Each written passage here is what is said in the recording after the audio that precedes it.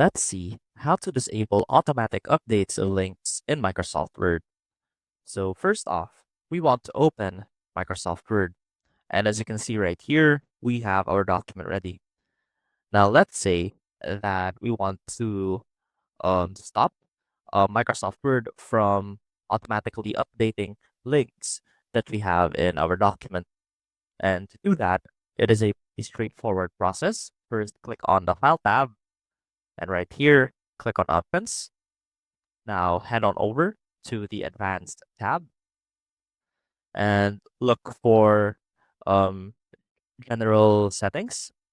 Should be down here near the bottom, and you should be able to see Update Automatic Link at Open.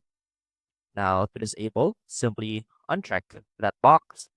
Now click on OK, and now whenever you open Microsoft Word, it won't show the updated links. However, it will show the links that were there before.